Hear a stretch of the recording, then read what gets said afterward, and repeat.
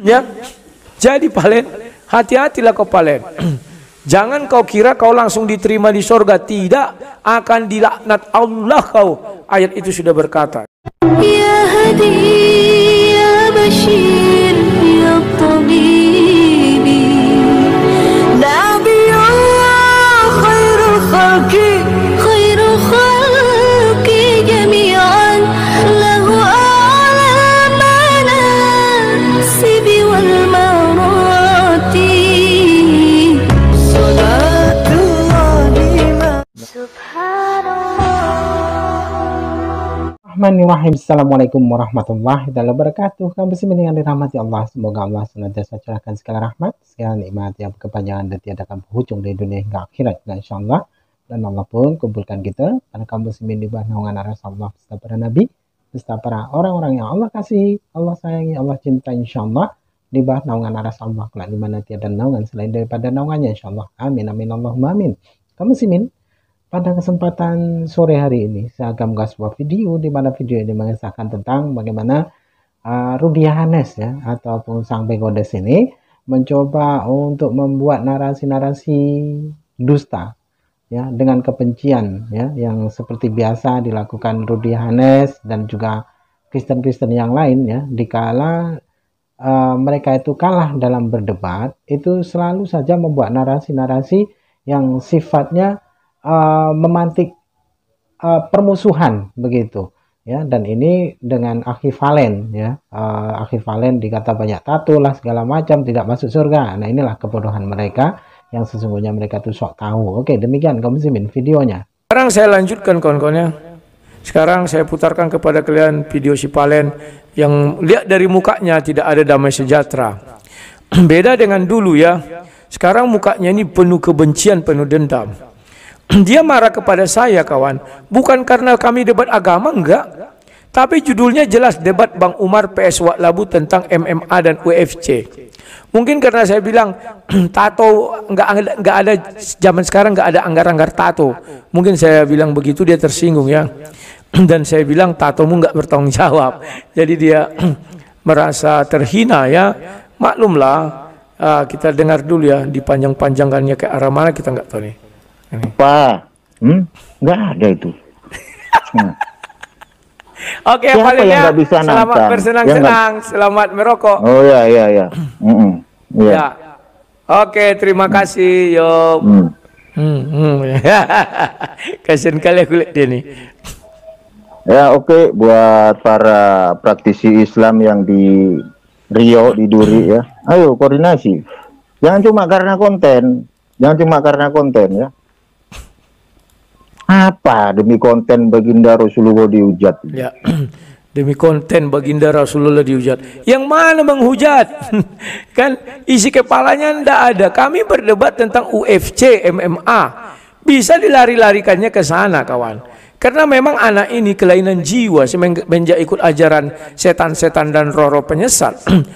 Kelainan jiwanya itu timbul kawan. Ya, dia makin menggila. Karena mungkin dia ada dulu waktu masa lalunya dia sakit hati. Ketika dia di Kristen dia minoritas, tidak bisa apa-apa. Mungkin di lingkungan dia. Pindah dia ke Yahudi tambah minoritas, nggak bisa apa-apa. Sekarang dia setelah mayoritas, dia merasa perkasa dan hebat. Sementara orang yang dari lahirnya Muslim belum pernah mengancam aku seperti dia ini kawan. Ya. Mereka tahu bahwa kami berdiskusi, bahwa saya hanya mereaksi apa yang mereka katakan, itu tidak masalah. Dan saya buka dalil seolah-olah saya tidak punya dalil. Banyak dalil saya, banyak saya buka ayat Quran, dan kami berdiskusi. Kemarin diskusi yang dia terpental itu, kan kubal bali dia sampai nengel kawan. Di situ dia nggak terima. Ya, jadi banyak digiring-giringnya opini, digiring-giringnya asumsi orang untuk mencelakakan saya. Hei Bung, tahun 2011 lebih dari sini sudah saya hadapi. Ingat, Tuhan yang saya sembah adalah Tuhan yang hidup. Jikalau dia tidak berkenan, tak seujung rambut pun bisa kau cabut dari kepalaku. Ingat itu Umar alias Palen Cahyono alias Parsauran. Kau ingat itu? Kau kira aku takut? Enggak takut aku. Kalau Tuhan saya mengatakan tidak selai rambut pun bisa dicabut, Sampai kiamat pun kau nggak bisa mencabut selai rambutku, kecuali aku mati nanti kau datang ke kuburanku, kau gali, kau ambil rambutku. Ya kalau aku mati lebih dahulu dari kau, kalau kau yang lebih dahulu dari aku gimana? Kita nggak tahu ya. Kita lanjutkan lagi kawan. Gua pertanyakan keislaman kalian nanti. Wes, dia baru masuk Islam langsung mempertanyakan keislaman orang yang dari lahir Islam. Kelihatan sekali dia ingin mengadu domba. Kelihatan sekali dia ingin menunjukkan taringnya. Kelihatan sekali dia sudah merasa super power. Kelihatan sekali dia sudah mau lari dari akidah Islam itu sendiri, yang mana menunjukkan yang namanya kekerasan. Orang ini tidak pantas dikatakan Islam kawan. Dan tidak pantas disebut Muslim. Bayangkan tatonya aja masih bahasa Ibrani. Kalian cari tahu apa artinya itu? Apakah itu artinya Allah SWT? Di dalam tubuh dia sudah tertulis yang bukan Allah SWT tetapi Hashem. Bisa jadi Hashem, bisa jadi apa, kita nggak tahu. Dan tato yang di sininya itu kita nggak tahu gambar apa.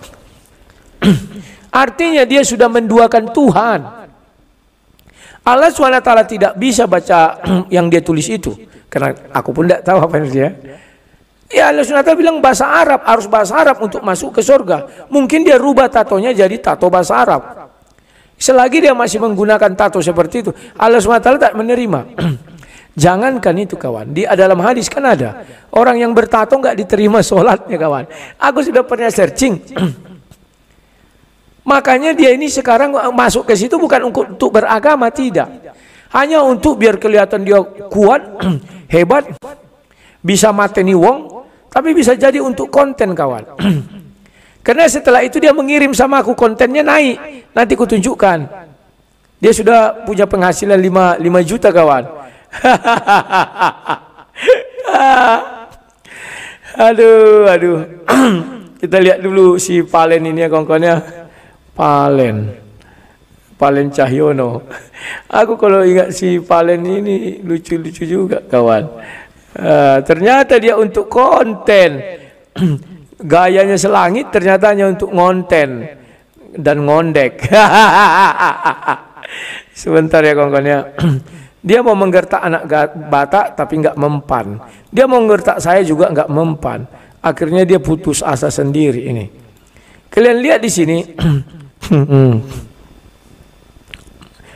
Ayo masuk ya. Kok masuk harus lewat FB? Aku bilang, oh ini ya sudah selesai.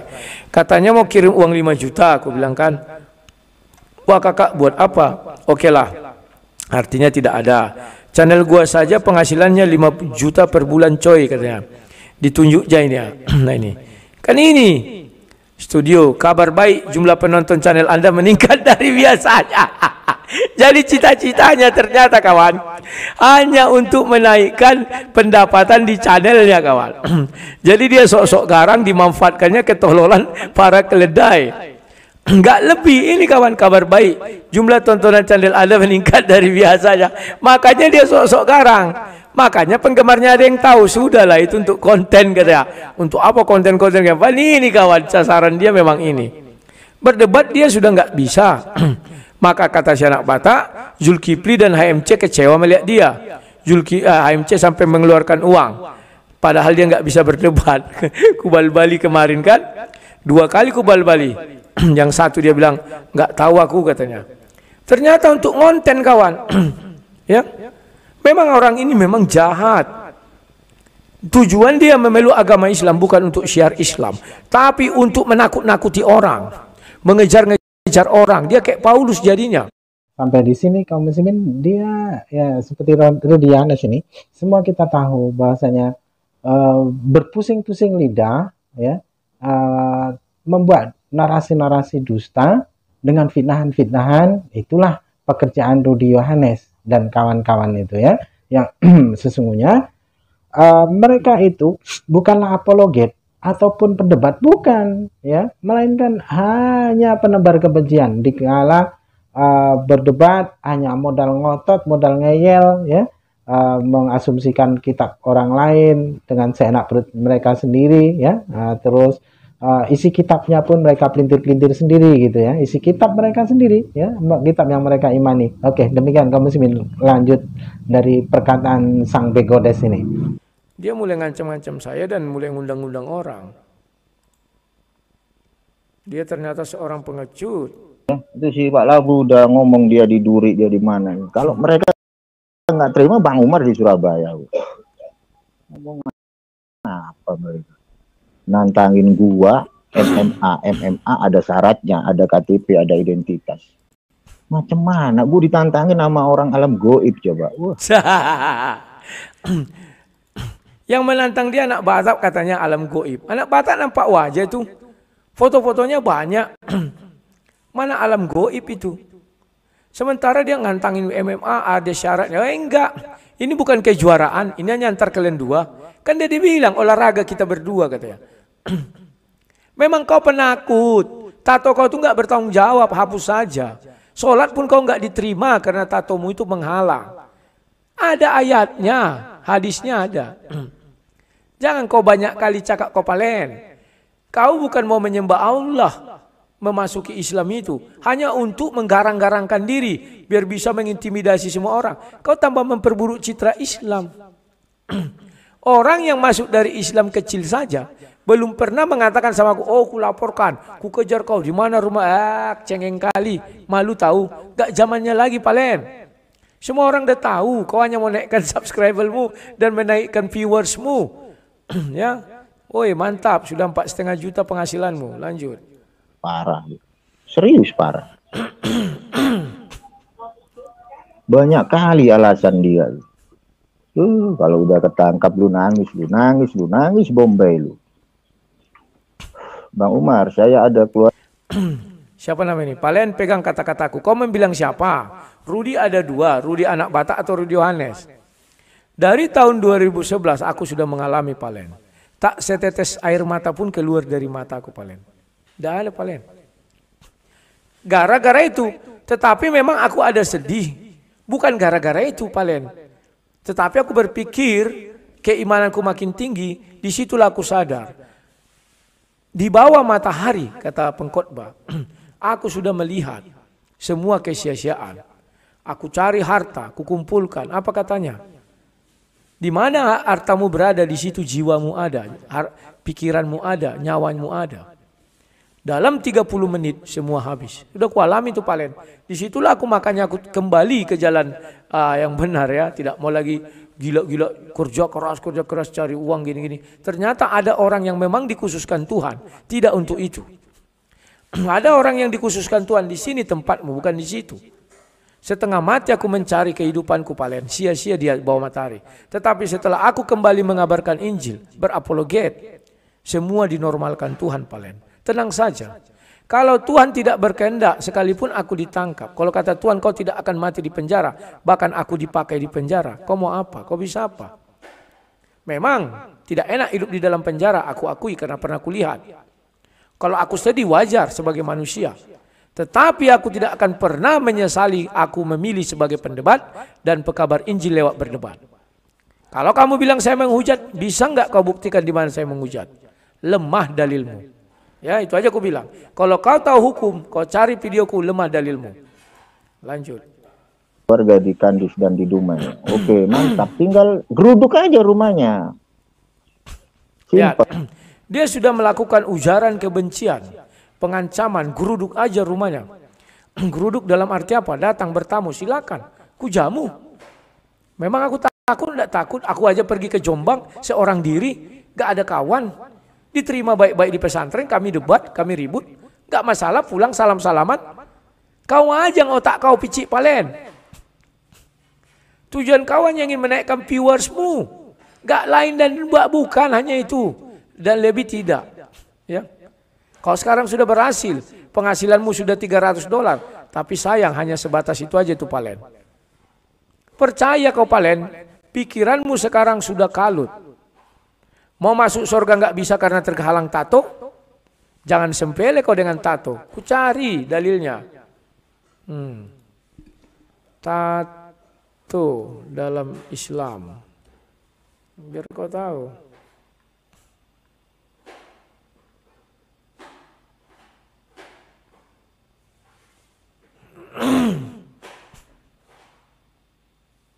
Ya ini kawan. Bagaimana hukum pakai tato dalam Islam? Ini penjelasannya. Bukan aku bilang Republika ya. Bentar ya.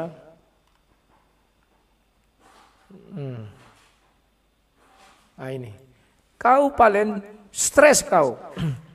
Tidak akan sampai kau ke surga Palen. Lebih baik orang yang lahir Islam daripada kau. Kau tidak membawa pengaruh apa-apa. Hanya membawa pengaruh kerusuhan. Ini. Bagaimana hukum pakai tato dalam Islam? Ini bukan penjelasanku, penjelasan. Tato seolah-olah menjadi hal yang lumrah bagi sebagian wanita dan laki-laki, terutama kaum muda. Orang-orang bertato saat ini dengan mudah dijumpai di tempat umum. Ada yang memakai tato di lengan, punggung, leher, bahkan bagian tubuh lainnya. Lalu bagaimana hukum tato dalam Islam? Ahli hadis dan tafsir Kiai Haji Asin Sakho. Kalau kau mau keberatan, hubungi Kiai Haji Asin Sakho. Mengatakan, Nabi Muhammad SAW telah melarang tato. Ia mengatakan dalam hadis riwayat Bukhari, Rasulullah SAW bersabda, Allah melaknat orang-orang yang mentato dan yang meminta untuk ditato. Jadi, Palen, firman Tuhan itu kekal. Allah akan melaknat. Maka di dalam ajaran Islam kau tidak akan ke surga, tapi kau ke neraka akan dilaknat Allah. Apalagi tatomu bukan tato Allah SWT, bukan asma Allah, tetapi tatomu tato apa? Bahasa Ibrani. Ya silakan artikan, suruh Sinandar mengartikan. Kami nggak tahu. Ya. Jadi Palen, hati-hatilah kau Palen. Jangan kau kira kau langsung diterima di surga. Tidak, akan dilaknat Allah kau. Ayat itu sudah berkata. Demikian tadi kamu muslimin yang di mana Akhi Palen ini pernah membuat tato ya. Yang dimaksud dari ayat itu Rudianes ya, orang yang bertato apabila mana kebenaran sudah sampai ke telinganya ya, kabar tentang bagaimana kebenaran Islam itu sudah sampai ke telinganya, lalu dia abai ya, dia abaikan dan sengaja, dan larangan itu sudah sampai ke telinganya, lalu dia sengaja membuat tato ya, membuat gambar-gambar dalam tubuhnya, disitulah Allah melaknatnya, dan Allah tidak memberikan surga, jangankan surga, haruman surga pun tidak. Oleh karena apa? Kederhakaannya kepada Allah, yang dimana Allah melarangnya, namun dia sengaja melanggar larangan-larangan dari yang Allah berikan itu tadi. Nah itu baru dikata Allah melaknat dan tidaklah dapat surga. Jangankan surga, harumannya pun tidak. Nah, namun berbeda halnya ketika orang yang bertato pada awalnya dia bukanlah seorang muslim dan dia tidak mengetahui itu tidak soal dan tidak masalah. Dihapus boleh, tidak dihapus pun tidak masalah. Karena apa?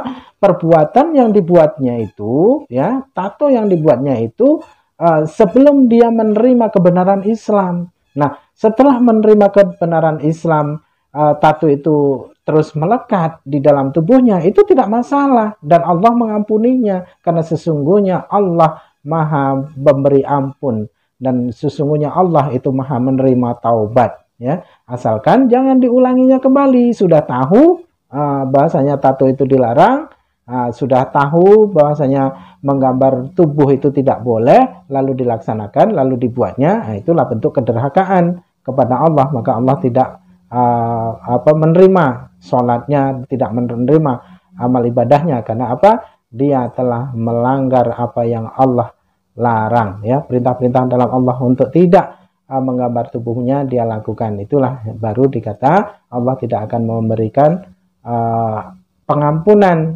gitu, karena dia sudah derhaka gitu.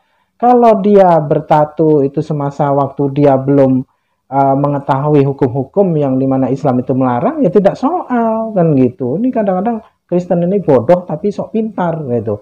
Oke, demikian saja kaum muslimin yang dapat saya sampaikan. Saya Ruby Dosani. Wassalamualaikum warahmatullahi taala wabarakatuh.